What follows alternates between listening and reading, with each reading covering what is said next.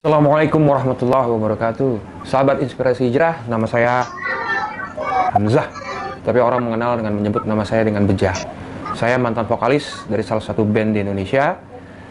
Di perjalanan hidup saya sempat hijrah sampai 3 kali. Ya Robku ya yudina siratal mustaqim, ya Tuhanku tunjukilah aku jalan yang lurus. Ini Islam yang mana? Allah berikan petunjuk. Ini loh, kalau ngaku ahlus sunnah wal jamaah ya jelas ahlus sunnah yang menghidupkan sunnah. Ya jelas itu udah.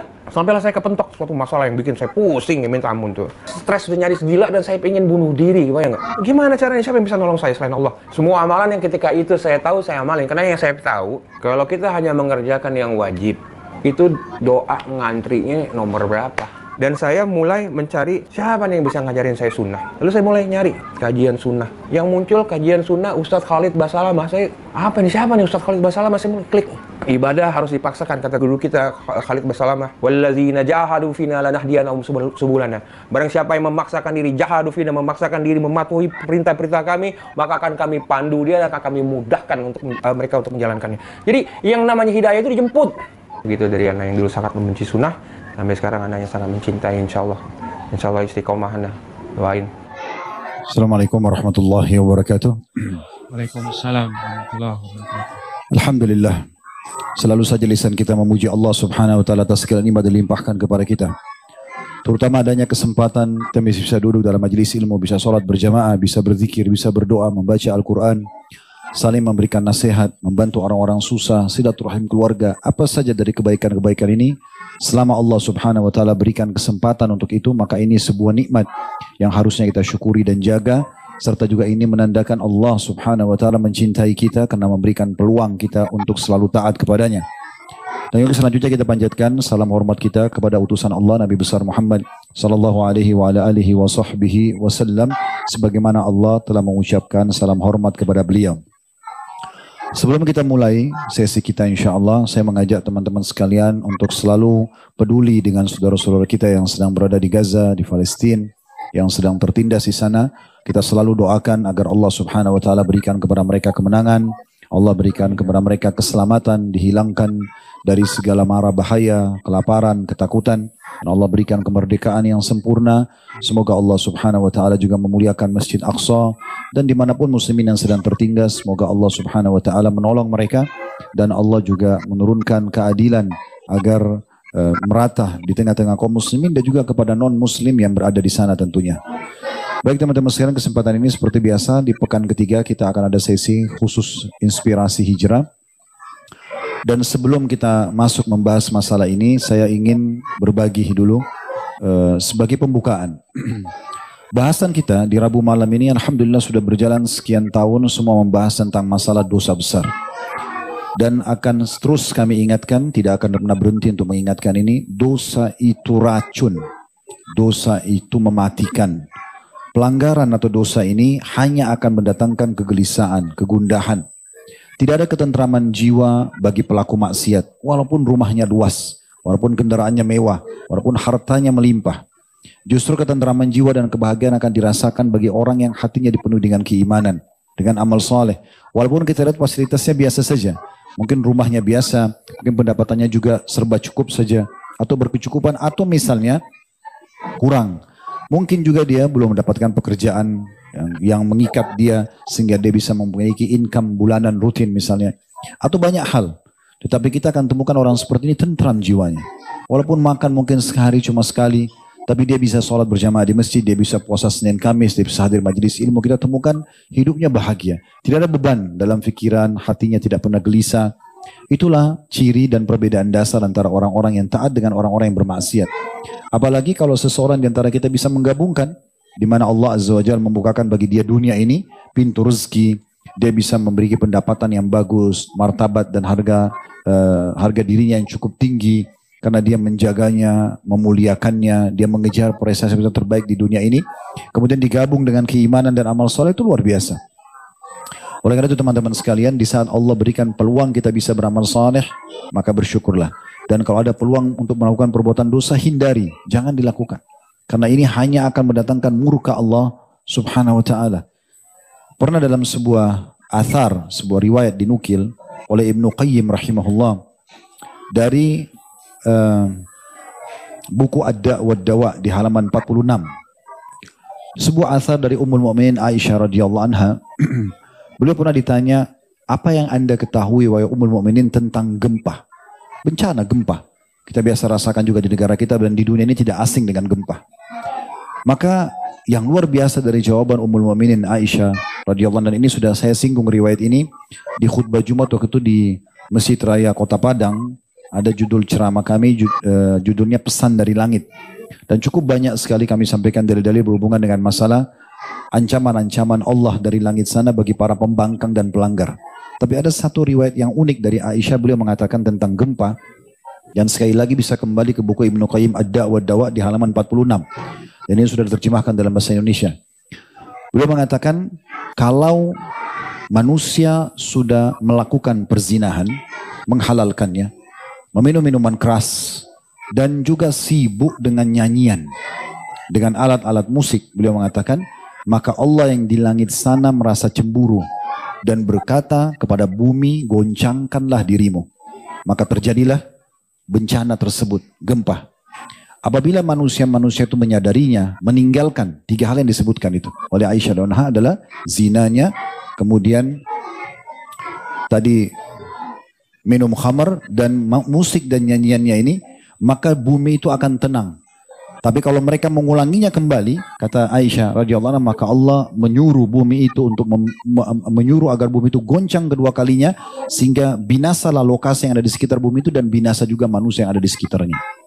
Ini statement bukan statement baru, 1400 tahun yang lalu disampaikan tentang bahayanya ancaman-ancaman yang datang. Dan kita tahu kalau gempa datang itu, dia tidak akan lagi memilah mana orang baik, orang buruk.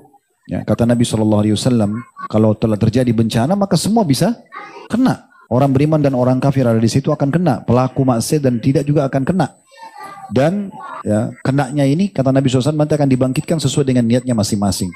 Dan dalam sebuah hadis yang sahih kata Nabi SAW, perumpamaan kalian dengan orang-orang yang melakukan kemungkaran atau kemaksiatan ibarat orang yang berada di atas sebuah kapal yang besar. Dan kalian ada di bagian atas, mereka ada di bagian bawah. Lalu mereka setiap kali mau mengambil air, mereka harus naik ke atas. Mereka harus naik ke atas melewati kalian lah. Gitu. Maksudnya melewati orang-orang beriman kalau mereka mau buat dosa ini. Dan mereka berkata satu sama yang lain, daripada kita selalu lalang ke atas, ketemu sama orang-orang ini, kita jebolin aja kapalnya. Buat lubang, kita ambil air, tidak perlu naik ke atas. Kata Nabi SAW, kalau kalian biarkan mereka menjebol kapal itu, maka tenggelamlah kalian semua. Maksudnya kalau kalian biarkan mereka dengan kemaksiatannya, maka bukan cuma mereka yang kena, kalian pun kena. Terutama bagi orang-orang beriman yang tidak mau tahu. Ya terserah, dia mau zina, terserah dia mau bohong, terserah dia mau jadi pelaku maksiat, terserah dia, yang penting saya tidak. Ini nggak bisa dalam Islam. Dalam sebuah riwayat Bukhari, pernah Nabi SAW mengatakan, pernah Allah Azza wa Jalla mengutus Jibril alaihissalam untuk membinasakan satu negeri. Lalu Jibril menemukan di negeri itu ada satu hamba Allah yang sangat soleh. Kata Nabi SAW, Jibril kembali kepada Allah lalu mengatakan, ya Allah, di negeri yang engkau perintahkan untuk dihancurkan ada satu hambamu yang soleh di sana. Apa kata Nabi SAW? Allah berfirman kepada Jibril, mulai siksaan dari orang itu. Orang yang soleh itu duluan kamu siksa. Karena dia tidak pernah menyuruh pada kebaikan, melarang dari kemungkaran. Mau selamat sendirian. Terserah orang buat dosa, saya nggak mau ingatkan. Nggak bisa. Justru dia yang kena hukuman di situ. Kenapa dia biarin? Kecuali dia sudah ingatkan, ya, di 3 tahapan yang Nabi SAW ingatkan, man ra'a minkum munkaran falyughayyiru biyadi. Siapa yang lihat kemungkaran dia bisa ubah dengan tangannya. Fa in lam yastati' fa bilisani. Kalau dia tidak mampu maka dengan lisannya. Fa in lam yastati' fa biqalbi. Kalau dia tidak bisa baru dengan hatinya. Wa dzalika adhaful iman. Dan itu selemah-lemah iman. Enggak ada orang tidak bisa pungkiri dengan hatinya. Kalau kita sudah mengatakan dalam hati, ya Allah, semoga engkau berikan hidayah. Di saat itu kita selamat. Tapi kalau kita tidak peduli, tidak pernah ada penyampaian, dan kadang-kadang bahkan penyampaian dalam pengajian teman-teman mungkin membuat sebagian orang tidak suka. Kayak kita membahas apa, misalnya sebuah hukum dalam pengajian seperti itu, orang banyak mungkin tidak suka. Tidak sukanya kenapa? Karena bagi dia suka perbuatan itu. Dia tidak ingin diingatkan. Tidak mungkin. Dari dalil-dalil yang kami sampaikan tadi, kalau kami tinggal diam, berarti otomatis kalau dia dihukum kita juga kena hukuman. Karena itu kebodohan namanya. Kecuali kalau dia dihukum sendiri nggak ada masalah. Ya, seperti sering orang kumandangkan, oh ini LGBT nggak apa-apa kok, biarin aja. Toh kalau dulu kaum Lut disiksa, kita di sini nggak disiksa, banyak negara nggak disiksa. Kok tunggu lucu disiksa dulu, baru mengatakan, oh iya azab Allah datang ya. Kan tidak mungkin. Dan tidak mungkin tinggal diam. Kalau diingatkan ya harus diingatkan supaya kitanya selamat. Dia tetap mau buat terserah. Yang penting kita sudah mengingatkan dan tidak boleh kita tinggal diam teman-teman sekalian. Nah ini perlu digarisbawahi. Jadi kemaksiatan kitanya sendiri jangan coba. Tidak perlu untuk dipelajari dan dicoba. Babi haram mau tahu dulu rasanya. Zina haram mau tahu dulu rasanya. Nggak perlu gitu kan. Udah selesai itu haram tinggalkan. Cukup kita tahu. Dan nikmati yang halal selesai. Sejak akan diperintahkan tinggalin dilarang sampai ajal datang meninggal kita akan dapat kebahagiaan dunia, dapat kebahagiaan akhirat. Beruntunglah orang yang faham ini kemudian dia jadikan sebagai pegangan hidupnya. Dan insya Allah malam ini kita akan berada di salah satu tema inspirasi hijrah dengan saudara kita Hamzah. Insya Allah beliau akan kenalkan dirinya dulu. Fadal kalau antum mau kenalin diri dulu. Assalamualaikum warahmatullahi wabarakatuh. Waalaikumsalam warahmatullahi wabarakatuh. Sebenarnya Anda ngerasa bahwa Anda kurang layak untuk disebut sebagai inspirasi hijrah karena dosa-dosa Anda di masa lalu itu yang bikin Anda sebenarnya nggak mau. Kalau bukan karena guru kami Ustaz Khalid Basal Anda rasa Anda cukup untuk kembali tampil gitu Ustaz. Tapi Anda nggak mungkin menolak. Jazakallah khair. Jadi nama Muhammad Hamzah, tapi dari kecil orang sudah manggil Anda dengan sebutan Bejah. Ada beberapa album Anda masuk dari vokalis ya, seniman salah satu band di Indonesia. Dan alhamdulillah 2 atau mungkin 3 dari personilnya sudah hijrah ke manhaj salaf. Alhamdulillah. Mungkin salah satunya ada hadir di sini Akhi Adit, pemain keyboard kami, dan saudara kami dia drummer dari additional dari The Fly juga dulu, udah hijrah juga. Drumnya udah dihancurin sebenarnya insyaallah. Dan asbabnya kami hijrah ialah dari Ustaz Khalid, lihat kajian beliau. Mungkin begini ya Hamzah, setelah antum kenalkan nama antum tadi, teman-teman pengen tahu nih, profesi antum dulunya apa ya? Musisi ya? Musisi. Oke. Mungkin bisa teman-teman tahu, apa yang memotivasi antum di saat itu ingin menjadi musisi?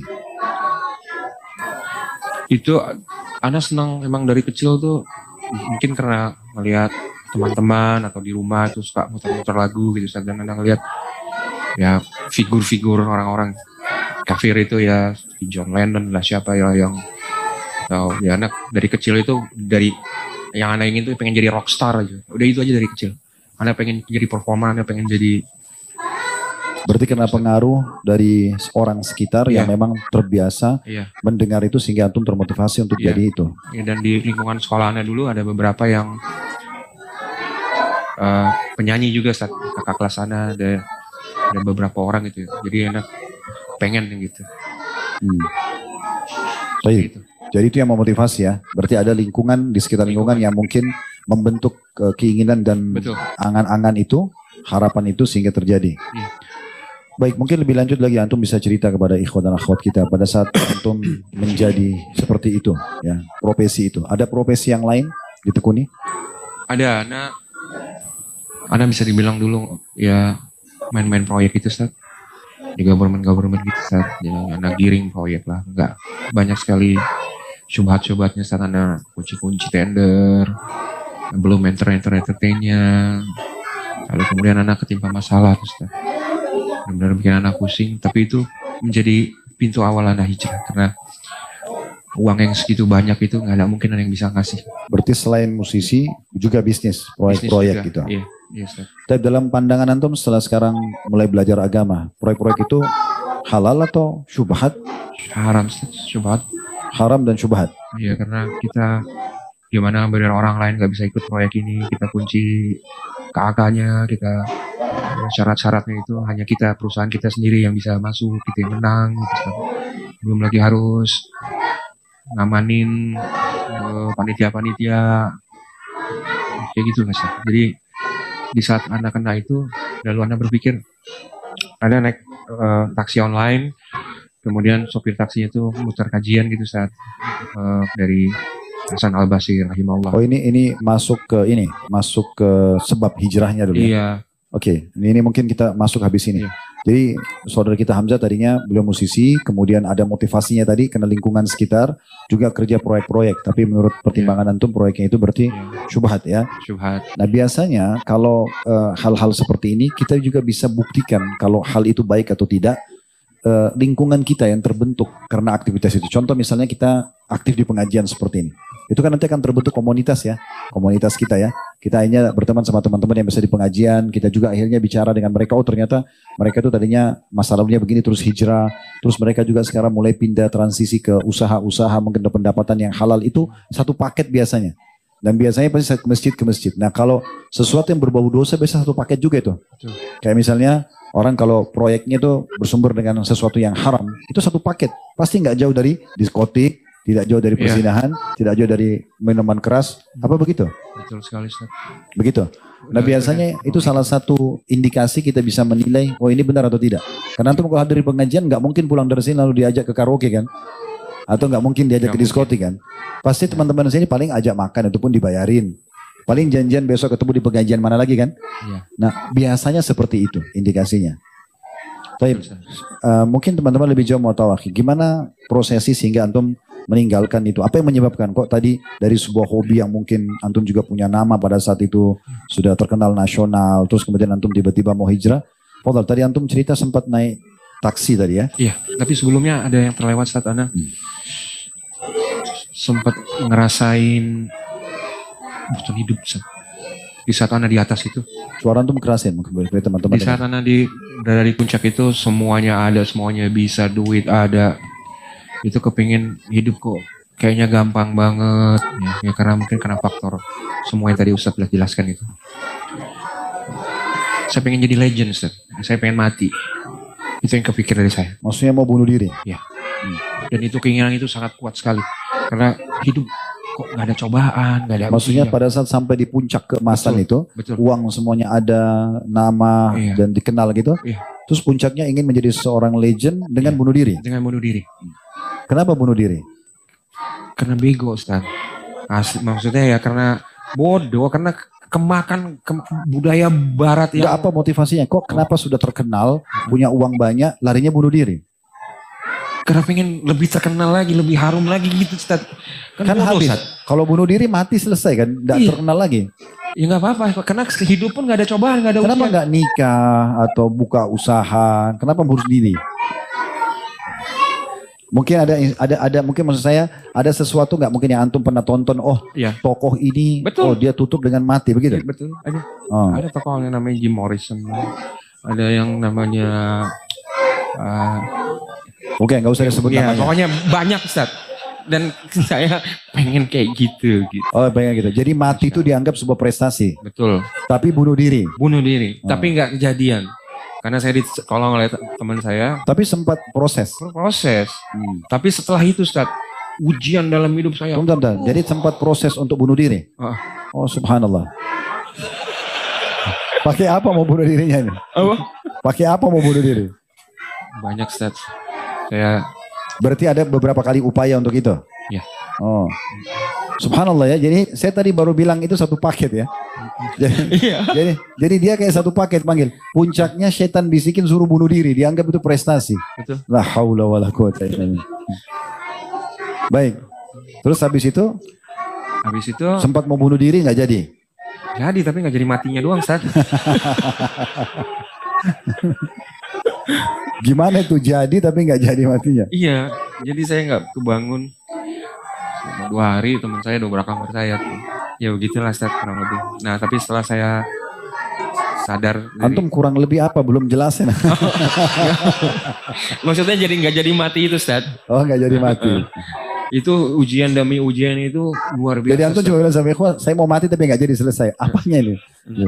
Oke lah, jadi artinya pada saat itu puncak-puncaknya uang lagi ada, prestasi ada semuanya, sepertinya nggak ada ujian gitu. Terus ingin sebuah tantangan. Betul. Nah tantangannya bunuh diri. Iya. Oh gitu. Subhanallah. Kita kalau di sini maunya mati syahid ya. Jangan bunuh diri. Baik, kemudian setelah itu awal bagaimana merasakan kok ini perbuatan salah? Bagaimana awal munculnya perasaan ini salah? Terus kemudian kok sekarang maunya larinya kembalinya ke agama nih, meninggalkan pekerjaan. Jadi yang saya rasakan setelah saya peristiwa yang tadi itu tadi dulu ke ujian. Taksi itu kenapa tadi? Oh, iya. Naik di taksi kemudian? Itu udah setelah tahun 2016 itu Ustaz. Yang tadi saya sebelumnya itu sekitar tahun 2000-an itu 2005 2006 gitu. Yang tadi saya bilang saya mau bunuh diri. Antum makin kecil suaranya nih. Antum masih hidup, jangan hilangin suara. Oke. Takut feedback aja sih, itu kan feedback. Enggak insya Allah. Yang penting jangan kayak waktu rock dulu, ini pengajian. Nah, terus ya jadi waktu naik taksi itu lagi muter kajian dari Yang putar kajian supirnya, supirnya. Nah, bukan begitu- antum yang minta ya. bukan. Oh, terus? Jadi Ana waktu itu lagi stres-stresnya tuh, San. Terus dia mau matiin karena Ana masuk, nggak usah Ana mau dengar. Nah, di situ sedang kajian salah satu ustadz kita, dia mau membahas mengenai Hasan al-Basri rahimahullah. Perkataan Hasan Basri. Betul, yang ada orang datang bertanya kan Hasan, terus beliau rahimahullah bilang, pulanglah kau, bertobatlah kepada Allah. Lalu Ini si penceramanya iya, membawa perkataan Hasan Basri. betul. Oke. Ada sampai beberapa kali sampai akhirnya murid-muridnya dan istrinya bertanya, ya Imam, kenapa dari kemarin jawabanmu hanya bertaubat, pulang dan bertaubat? Kemudian Hasan al-Basri bilang, karena dosamu menjadi penghalang doamu. Di situ saya kayak ditampar, kerja saya udah parah gitu kan. Tapi saya berharap Allah tolong, itu kan mustahil. Jadi saya waktu itu sudah bernazar, kalau seandainya Bang Allah selesaikan masalah ini, saya akan hijrah total. Saya akan tinggalin semua, saya akan berhenti ini, saya akan berhenti, saya akan total, saya akan Berarti beribadah. spontanitas waktu itu mau hijrah karena dengarin potongan ceramah yang diputih oleh super taksi perkataan tentang Hasan Basri. Betul, Bahwasanya dosa itu jadi penghalang kedekatan kepada Allah gitu. betul. Terus setelah itu apa yang antum lakukan? Langkah apa? Saya waktu itu, Ana waktu itu berpikir ada 1 miliar umat Islam di Indonesia yang berteriak, di seluruh dunia yang berteriak, ya Allah tolonglah aku. Siapa saya di antara yang 1 miliar itu, Ustaz? Jika saya hanya mengerjakan yang wajib, itu pasti doa saya itu ngantri nomor entah kapan gitu kan. Tapi waktu itu memang antum sudah kerjakan yang wajib-wajib atau juga Udah. ditinggalkan? Udah, yang wajib udah saya kerjakan. Cuman saya pengen bener-bener cepat ditolong, Ustaz. Bukan, waktu maksudnya masih sebelum mulai mau hijrah ini, memang sudah rutin sholat 5 waktu Sudah. udah jaga, tetap Sudah. terjaga. Sudah, Cuman ketika merasa masuk ke taksi itu, saya sudah merutinkan. Saya hijrah 3 kali, Ustaz, sebenarnya, Ustaz. oh hijrah 3 kali. Pertama di atas mazhab Nusantara yang nggak ada kejelasan, saya udah ngamalin ini karena nggak ada ilmu, kok doa saya nggak dijabah kalau ini, karena emang ibadahnya di luar syariat, gimana mau ngefek, iya kan?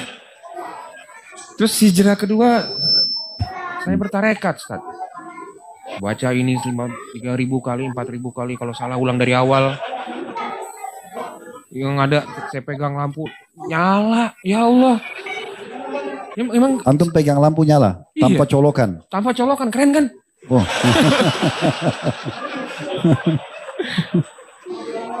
Jadi kami itu yang benar-benar tersesat itu dulu menganggap loh sebentar, kenapa antum anggap itu sesat? Kan bagus bisa nyalain lampu tanpa listrik.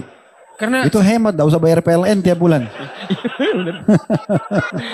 karena saya di saat itu langsung sadar bahwa Nabi kita SAW nggak sakti, Ustaz. Dan saya nggak pernah minta jadi sakti. Saya pengen dekat dengan Allah, itu yang saya ingin dekat dengan Allah. Saya nggak mau lagi sesat kayak dulu. Saya nggak mau sesat lagi, ya Allah. Oh jadi awal transisi dari pekerjaan antum yang dulu antum anggap haram segala macam, terus antum mulai dengerin ceramah di Iya. mobil terus antum tersentuh, Iya. itu antum mulai hijrah melalui 3 tahapan hijrah gitu. Sebelumnya pernah, Ustaz.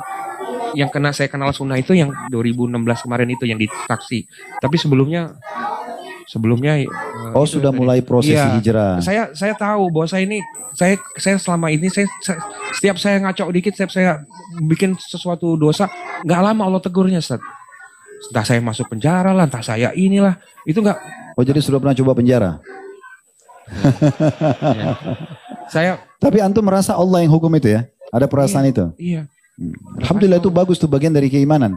Karena orang kalau merasa ikhwas sekalian itu, para salafus saleh menganggap apapun yang sifatnya sesuatu yang dia tidak suka. Jangankan misalnya dia tiba-tiba ada masalah terus dipenjara, atau ada orang yang membawa lari uang sehingga rugi atau apa. Mereka mencium bau busuk saja. Lewat di sebuah tempat itu mereka langsung istighfar. Anggap ini ada teguran dari Allah. Kakinya kesentuh batu langsung istighfar kepada Allah. Jadi memang hal-hal kecil begini dijadikan sebagai bahan introspeksi diri. Ya, Fadlan, silakan. Iya, saat saya semenjak yang saya usaha bunuh diri itu, saya Enggak, usaha. satu-satu biar ikhwah, biar Usaha semua. biar Iya, berseri ini, berseri. iya. Antum jangan tempatin dulu. Jadi apa Jadi yang mulai saya meninggalkan itu karena antum Ya. mencoba bunuh diri, nggak berhasil mati tadi itu ya. kerjain? Nah, Habis terus itu kemudian saya antum diuji mulai mau pindah ke agama. Belum Ustaz, saya gagal terus Ustaz. Saya bikin apa gagal, saya bikin ini gagal, bikin perusahaan ini gagal. Oh berarti saya setelah gagal. prosesi mau bunuh diri, terus kemudian bangkit lagi, mulai tapi gagal terus, ujian datang terus. Terus, Oke. nggak ada satupun. Masa sampai seorang bejah nggak bisa dapetin label? Coba, semua anti sama saya. Saya apa? Saya ini nggak pernah jahat sama orang, saya nggak pernah nipu, saya nggak pernah ini. Tapi kenapa Allah? Saya nggak terima di situ. Saya tahu ini karena Allah, tapi saya jadinya bukannya ateis. Kalau ateis kan nggak percaya. Saya jadi benci waktu itu ya. Apa yang ada, apa yang dia perintahin saya langgar. Makin saya tunjukin bahwa saya protes gitu. Seakan-akan saya protes. Protes Tuhan Allah. Masya Allah. Padahal antum kalau protes kami panitia sini, ini mic-nya suruh ganti, kita sudah marah tuh. Apalagi antum mau protes. Ya tapi saya tahu gitu Ustaz, bahwa ini semua dari Allah. Ini luar biasa ini bisikan syaitan itu. Sampai bisa membuat antum bukan lagi punya masalah dengan dosa-dosa yang zina, narkotika atau minuman keras. Tapi sampai pada tingkat sengaja menantang Allah gitu ya. Betul. Itu luar biasa subhanallah. Alhamdulillah antum masih hidup sekarang ini. Iya Ustaz, Masya Allah Ustaz. Dan Terus habis itu akhirnya Allah tunjukkan balasannya dengan cara gagal semua. gagal semua, Apa yang mau dibuat justru tidak dapat. gak dapat. Padahal pala udah jadi kaki jadi pala, tiap hari kerja gagal. Makanya kalau Allah bilang gagal mau ngomong apa udah. Ya kan, percuma gitu. Oke, setelah gagal ini semuanya. Gagal di terakhir itu yang ditipu. Kemudian saya dengan supir taksi tadi, terus saya mulai mencoba untuk menjalankan sunnah. Saya mau sunnah, saya coba browsing, pasti karena jawabannya. Sudah, saya susun dulu nih. Saya juga masih bingung tentang. Jadi antum ini dari musisi sama seorang pemegang proyek, ya, kontraktor. Sekarang antum berjalan nih. Puncaknya adalah antum pada saat lagi banyak duit, prestasi bagus, kemudian ingin jadi legend, bunuh diri. Iya. Di saat itu kan, Ya. puncak-puncaknya itu. Oke, sampai sini paham ya? Oke. Jadi biar bersambung nanti, karena kita mau tangkap sebuah benang merah, antum kenapa hijrah? Oh iya. Harus jelas dulu situ. Kemudian bagaimana setelah itu antum istiqomah dalam hijrah ini gitu. Baik, sampai situ akhirnya antum mau bunuh diri beberapa kali mencoba tapi gagal. Sekali doang sih Ustaz. Sekali. Tapi itu udah saya persiapin tuh, jadi udah musik pengantar kematian ya, musik pengantar kematian gitu-gitu deh. Oh, Norak deh. pakai musik juga pada saat mau ngantar kematian. Biar lebih apa ya, dramatis. Malaikat pun juga itu lebih tegas nanti. Oke, Taib. Akhirnya gagal kan? Setelah gagal prosesi itu, mulai antum coba ya bangkit lagi untuk coba usaha-usaha, tapi akhirnya ditegur oleh Allah. Iya. Gitu kan? Gagal-gagal terus gitu. Gagal. Entah gagal tadi tipu orang, udah gitu aja dah. Pada saat itu antum tanda kutip sini ya, marah kepada Allah gitu ya. Iya. Kenapa kok saya tidak pernah sakitin orang, justru saya tidak berhasil Iya. gitu ya.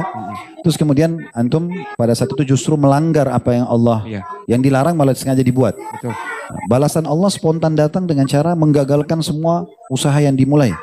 Iya. Oke. Sekarang pada saat antum merasa ini gagal, itu gagal, ini merasa sebagai teguran dari Allah nggak? Iya. Oke. Di saat itu apa yang antum lakukan? Antum sudah akhirnya menyadari dan kembali kepada Allah. Awalnya masih marah saya Ustaz. Saya masih nggak terima dengan keadaan gitu. Tapi akhirnya begitu peristiwa yang terakhir itu bikin anda. Tapi saya baru ketemu orang ini marah sama Allah ini, baru antum ini. Masya Allah. Ya. Saya bukan yang nggak percaya, saya nggak terima. Padahal saya tahu ini saya terjadi ini karena awal dulu saya yang nantangin Allah gitu, yang ngerasa hidup enak gitu Ustaz. Ya. Oke. Terus sekarang setelah antum gagal terus nih, pikiran untuk ke agama itu apa pemicunya? Kan gagal nih terus nih, nggak pernah berhasil. Antum sadari nih, oh ternyata saya langgar nih, begitu? Akhirnya saya ngangkat bendera putih Ustaz. Ya Allah, udah nyerah ya Allah, udah ampun, udah terima tobatku ya Allah. Karena ujian-ujian yang bertubi-tubi itu. Betul. Oh berarti ini poinnya ya. Jadi setelah beliau berusaha untuk justru mencari prestasi-prestasi dunia, gitu kan? Dan karena dia merasa gagal, hanya menantang Allah untuk justru yang dilarang dilanggar. Di situ Allah makin gencar untuk datangkan ujian-ujian. Betul. Sampai akhirnya merasa kalah, gitu ya. Nyerah udah Ustaz. Baik, setelah antum nyerah, apa yang antum lakukan? Anda mencoba melakukan amalan-amalan yang Anda tahu dari kecil. Hanya sholat 5 waktu, mungkin qabliyah badiahnya juga nggak tahu. Yang 12 rawatib itu kan belum tahu sama sekali. Sebenarnya yang Anda tahu pasti sunnah yang akan mendekatkan Anda kepada Allah. Karena kalau Anda hanya mengamalkan yang wajib saja, itu 1 miliar penduduk di seluruh dunia ini juga ngamalin wajib. Jadi doa Anda itu mengantri nomor berapa? Nggak mungkin Anda, sedangkan Anda butuh sekali, Anda ingin cepat ditolong, Anda ingin cepat dekat gitu Ustaz. Nah akhirnya di saat itu Anda browsing Ustaz, kajian sunnah. Sebentar dulu. Jadi antum sekarang pada saat mau hijrah itu, udah mulai hijrah, antum merasa tiba-tiba muncul pikiran untuk dekatkan diri kepada Allah SWT dari sekian 1 miliar umat Islam di dunia ini. Kalau cuma kerjakan yang wajib, berarti nanti nomor antrian keberapa begitu ya? Iya. Untuk diterima doanya. Sehingga antum berpikir untuk harus dikuatkan dengan ibadah-ibadah sunnah. Betul. Muncul begitu saja. Betul, muncul Oke, segitu. terus? Saya browsing YouTube sama YouTube kajian sunnah yang muncul Ustaz Khalid Basalamah. Durasi 2 menit, ibadah harus dipaksakan. Ustadz bawakan Quran surat Al-Ankabut, walazina jahadu fina lanahdiyainahum subulana wa inna muslimin. Itu makin saya memang benar, ibadah harus dipaksakan, ibadah itu hidayah itu harus dijemput. Kalau Ustadz bilang sampai kapanpun kalau nggak mulai baca Quran tiap malam sampai mati nggak akan baca. Benar. Saya makin gencar tuh, saya makin tiap malam baca Quran, saya ngelakuin puasa Senin Kamis saya nggak pernah tinggal. Terus saya datang ke kajian.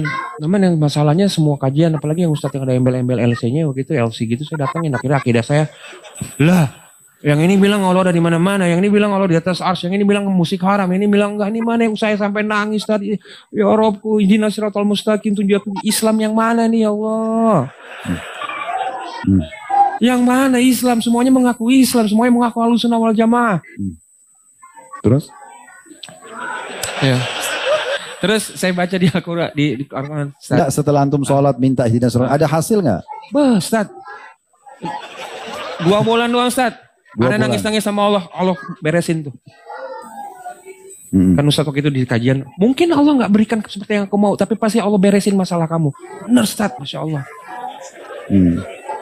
Tapi kan antum sebelum kenal kajian sunnah ini kan antum memang tadi bisa nyala listrik segala macam. Nah, waktu itu sholat gak? Gimana sholat? Amalannya semen zikir. Masa zikir ribuan kali? Ya nggak apa-apa nggak sholat. Yang penting hati bersih. Gitu. Bener nggak sih Ustaz? Yang penting ngasih nggak apa-apa nggak sholat. Yang penting zikir. Ini. Oh begitu panduan pemimpinnya gitu? Iya. Jadi kita boleh minum khamr, boleh ke diskotik. Dibilang mana Hamzah, bagaimana mungkin kamu mau dakwahi mereka? Kalau kamu ini mau bersihin got, kan kamu pasti kecipratan got nggak? Iya, ya begitulah. Makanya kalau kamu ke tempat kayak gitu, kalau masih minum nggak apa-apa. Oh, gitu. Coba. Jadi untuk dakwahi orang yang di diskotik harus masuk di situ juga? Iya. Minum sama-sama? Iya. Kalau mati sama-sama neraka dong? Ngajarin sholat enggak, ngajarin wudhu enggak. Jadi ini poin bahaya benar ini ya, hati-hati. Jadi kadang-kadang subhanallah ada juga orang mau mengajarkan agama tapi metode yang penyampaian itu keliru gitu ya. Bagaimana bisa orang mengatakan tidak apa-apa berbaur dalam kemasan itu untuk mendakwahi mereka. Makanya Nabi SAW waktu di Mekah diajak negosiasi oleh orang-orang Quraisy kan. Begini aja Muhammad, Mekah kita bagi 2. Ya. Sehari buat kamu, sehari buat kami. Sehari ikuti ritual kami, sehari kamu ikutin ritual kami. Sehari kamu ikuti ritual kami, sehari kami ikutin agama kamu. Sampai Allah turunkan lakum dinukum waliyadin. Surah Al-Kafirun. Gak bisa, kalian punya agama, kami agama. La abudu ma ta'budun wa la antum a'buduna ma a'bud lakum dinukum waliyadin. Gak usah kalian sembah apa yang saya sembah, gak usah ikuti ritual saya dan gak usah kami juga ikuti ritual kalian, dan kalian punya agama, kami punya agama. Jadi memang gak bisa. Metode ini gak boleh, gitu kan? Untuk mendakwahi orang yang salah kita masuk dulu ke tempat mereka, enggak perlu. Kita datang mungkin di rumahnya barangkali ya, kalau kita bertetangga atau kita memberikan hadiah buku dikirim mungkin, tapi kalau kita masuk berbaur di tempat dosa itu bahaya sekali. Baik, kemudian setelah itu antum transisi pindah dari situ karena tadi itu kan hebat banget tuh kalau bisa nyalain listrik dengan tangan. Kenapa ditinggalkan? Apa yang memicu antum meninggalkan itu? Kan teman-teman harus tahu kan? Karena sini kalau antum tiba-tiba bisa keluarin bohlam atau cabut sini nggak usah listrik, kan tidak bayar PLN, itu bagus banget ya, hemat ya. Jadi kalau menurut si guru ini bahwa salif-salif anak punya karomah yang berbeda. Woi, beneran nih, ada yang bisa nembus tembok loh, lihat nembus tembok. Ada yang bisa terbang. Jadi kita yang bodoh akan ilmu agama ini ngelihat mereka itu, wah nih dia bisa sesakti ini, pasti karena dekat dengan Allah, pasti ini wali Allah. Begitu kami mikirnya saat. Makanya kita telan bulut-bulut apa yang dia omongin. Oh, berarti wali Allah itu intinya tidak perlu sholat yang penting hatinya baik. kurang lebih seperti itu dulu. Boleh mabuk, boleh Mabuk, segala macam. boleh segala Oh. macam, nggak sholat nggak penting, yang penting hatinya bersih dari hasad. Karena kalau hati ini bersih dari hasad, maka Allah mau bersemayam di dalam. Kalau Allah udah mau bersemayam, apa yang menjadi keinginan kita menjadi kehendak Allah, kurang lebih seperti itu. Oh, subhanallah, ini luar biasa, bahaya banget ya. Untung Allah sudah kasih hidayah antum ini. Nah, saya dulu benci banget, Ustaz. Karena saya dulu bertarekat dan kakak Ana yang Ana sangat cintai ini, Uni Ana, itu ngaji sama Ustaz kan dari tahun 2008 kalau nggak salah. Dan dia suka nyerang Ana tuh, guru kamu sesat, kamu ngaji yang bener dong. Nih ada guru-guru lulusan Madinah. Lah saya, guru gue bisa ngeliat masa depan, guru lu bisa apa? Bener gak? Afwan, Ustaz. Gak apa-apa, lanjut terus. Guru gue bisa terbang, guru gue bisa bikin tangan gue keluar listrik. Emang guru lu bisa apa? Saya nggak terima. Saya ngeliat orang jenggotan cingkrang tuh bencinya minta ampun, Ustaz. Udah kayak paling bener, udah punya kapling surga sendiri, ngerasa paling nyunah. Bener, Ustaz, pengen udahin, Ustaz. Saking enaknya gitu. Ini kok bisa ya semuanya dibilang bid'ah, semuanya dibilang. Sedangkan emang bisa apa gitu kan? Nggak bisa terbang padahal ya. Nggak bisa terbang. Tapi perasaan Rasulullah nggak pernah terbang juga. Berarti kalau dia bisa terbang itu luar biasa itu. Ngambang gitu, Ustaz, floating. Nah. Baik, mungkin sisa berapa pertanyaan, akhi. Sekarang yang mendorong antum akhirnya hijrah karena merasa adanya ujian-ujian yang datang tadi. Kemudian antum akhirnya merasa memang harus kembali kepada Allah, intinya begitu ya. Terus melalui proses tadi sempat mengikuti aliran yang bisa nyalain listrik di tangan dan segala macam. Sampai akhirnya antum sempat mengenal dakwah sunnah gitu ya. Baik, sekarang mungkin ikhwah perlu tahu dan akhwat kita. Setelah antum mulai mempelajari agama di berikat sunnah-sunnah Nabi SAW, apa yang antum rasakan sekarang? Bagaimana membedakan antara ketenangan jiwa yang antum merasakan sekarang dengan masa-masa sebelumnya dulu? Yang Anda jelas rasain itu haus akan ilmu, haus akan ibadah, ingin selalu dekat dengan Allah. Setelah mengamalkan sesuatu, ingin mengamalkan amalan yang lain, begitu terus. Jadi seakan-akan Allah bukakan pintu agar Anda ini ingin terus dekat sama Allah, ingin terus dekat sama Allah. Dan ini belum pernah Anda temuin, belum pernah Anda sebelumnya Anda rasain. Nikmatnya seperti Ustaz Khalid pernah bilang, nikmatnya iman, nikmatnya merasakan ketakwaan kepada Allah, nikmatnya dekat dengan Allah ini luar biasa. Ini nggak bisa kita terbayarkan dengan apapun juga. Dan ini emang yang Anda cari-cari, Anda tunggu, Anda inginkan dari dulu ini, Ustaz. Bukan sakti dan segala macam, enggak. Anda ingin kalau nanti Anda ada masalah, Allah kasih solusi cepat, atau Anda berdoa apa, tapi Masya Allah, setelah Anda hijrah di manhaj yang hak ini, jalan Allah, manhaj salaf ini, semua doa Anda dijawab oleh Allah, Ustaz. Masya Allah, Ustaz. Masya Allah. Tapi, untuk istiqomah, antum supaya bisa istiqomah konsisten sekarang, untuk ketenangan yang antum rasakan, apa yang antum lakukan? Duduk di kajian, yang jelas. Duduk di kajian. Kemudian selalu berkumpul dengan teman-teman yang soleh. Pokoknya semua pesan Ustadz itu insya Allah Anda jalanin. Tiap malam baca Quran. Kemudian semampunya melakukan amal-amalan sunnah.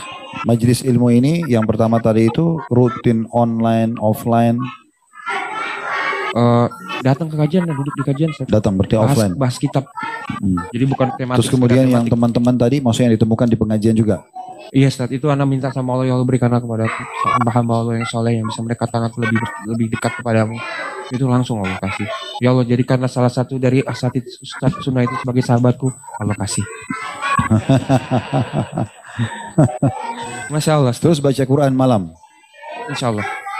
Antum sudah tahu hadis ya yang Nabi SAW mengatakan siapa yang membaca 10 ayat di malam hari sebelum tidur itu lebih baik daripada satu kintor. Ada di sini video Ustaz. Tenang aja Ustaz, udah Anda posting juga. Ya artinya membaca itu murid karena teladan nih Ustaz.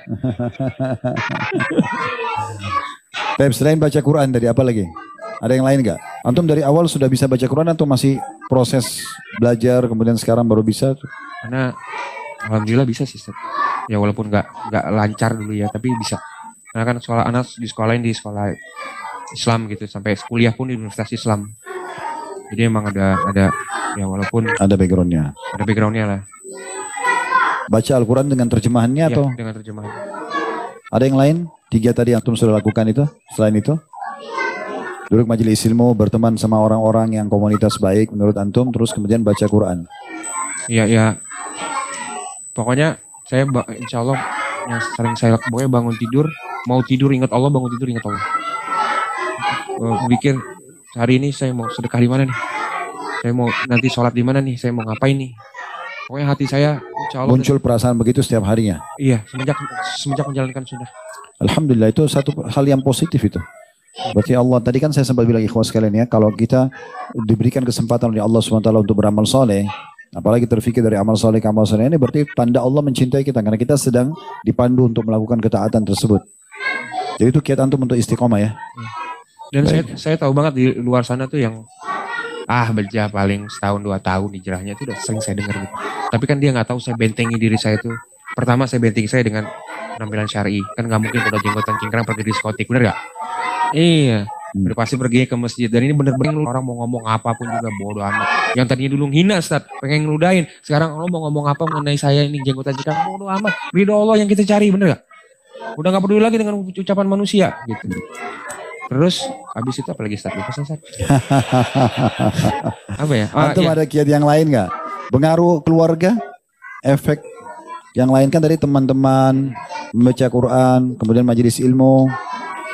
Ya teman-teman sih yang sesama musisi gitu dulu ya, yang udah senior gitu lah, itu sampai bikin grup WhatsApp Ustaz.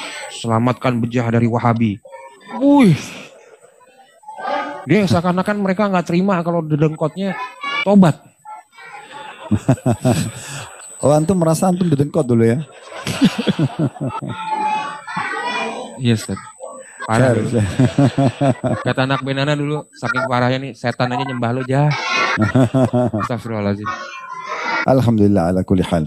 Jadi Allah SWT sudah memberikan untuk ketenangan hati, intinya kan itu. Iya Ustaz. Ya, kita tidak pernah mengklaim diri paling benar dan itu tidak tepat juga. Tapi kita bagaimana kalau merasakan ketentraman dan kebahagiaan itu telah datang, terutama dari panduan agama, alhamdulillah berarti itu tanda-tanda keimanan insyaallah. Baik teman-teman sekalian, melihat waktu juga, mudah-mudahan apa yang kita bahas hari ini bisa memberikan manfaat buat kita. Dan kalau ada benar pasti dari Allah, kalau ada salah dari saya dan juga Akh Hamzah, mohon dimuliakan pintu maaf yang sebesar-besarnya. Tidak ada tujuan kita menyinggung siapapun, tapi kita sedang bercerita tentang pengalaman pribadi saja. Sebagaimana cukup banyak channel-channel di luar sana yang memang membahas tentang masalah pribadi dan menurut mereka itu adalah sebuah prestasi mungkin ya, sehingga bisa dijadikan sebagai inspirasi, maka begitu juga di pengajian kita.